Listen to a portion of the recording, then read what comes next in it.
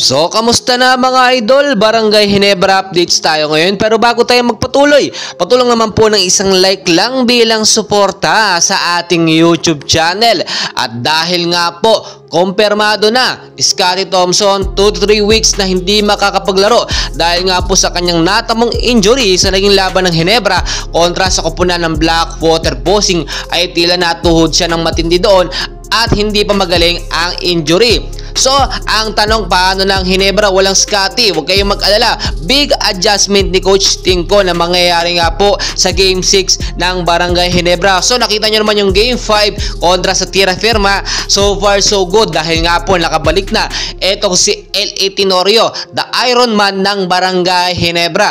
At dahil nga po, same lang sila ng position ni Scottie Thompson, posibleng itong si L.A. Tenorio muna ang maging point guard talaga ng Ginebra dito nga po sa games. At dahil nga nandyan na si L.A. Tenorio, mas lumakas ngayon ang Barangay Ginebra kahit wala muna pansamantala itong si Scottie Thompson. So ang sinasabi natin dito, yung big adjustment ni Coach Tinko ay dapat mangyari na as soon as possible.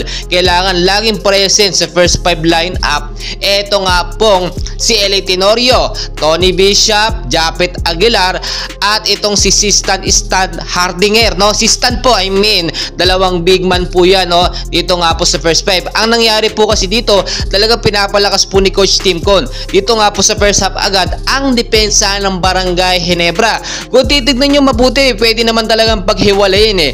Ito nga po dalawang malaking mama natin na si Stan at ito nga po si Japet Aguilar, no? Isa doon, ipasok na lang sa second half. Total, parehas naman silang big man at nakakaposte sa ilalim para sa rebound. So kung sakasakali po kasi magsabay sila, mapapagod ang isa at pagdating ng second half, posibleng masabay pa silang mawala, no? Pero alam naman natin may ibang big man pa naman ng Ginebra.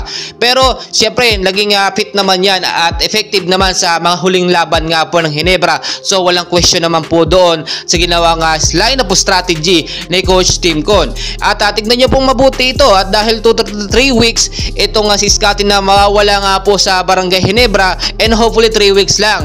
Dahil nga po, pagkatapos itong month ng December next year, malapit na po maghahanda na ang Gilas Pilipinas naman sa nalapit nga po na Olympic qualifying tournaments. Do sa July pa naman yan, pero kinakailangan na ng mga training, mga practices, chemistry at samahan, no? Yung team na mabubuo. Kailangan po makapik na sila as soon as possible. So hindi lamang yung mga laban ng Ginebra ang ating inaabangan dito. Yung magiging official lineup din ng Gilas Pilipinas na kinakailangan na. At ito pa po magandang balita. Tony Bishop, posibleng palitan or papalitan nga po ni Justin Brownlee, no? Sa pagbabalik ni Brownlee. At inaasahan natin si Brownlee magbabalik January pa. No? Dito nga po sa January 13 sa magiging laban nga po ng Ginebra kontra sa koponan ng NLEX. So dahil nga sa sanction ni Justin Brownlee na patapos na, no? At as of now, nasa Amerika pa siya, no? Bawal siyang manood or manood ng live dito nga po sa laban ng PBA dahil sa kanyang suspension. Umiiral na po yan at ngayon hinihintay na lang natin matapos ito at 100% sure na makakasama yan sa Gilas Pilipinas sa Olympic qualifying tournament. So napakarami natin mga updates na dapat abangan at dyan lang po kayo, and for sure yung mga adjustment naman ni Coach Tinko sa Gilas man yan o sa Ginebra ay pangmalakasan at subok na po natin yan nitong mga nakarang Asian Games lang. And please huwag niyo pong kalimutan mag-like and subscribe for more Gilas at Barangay Ginebra updates.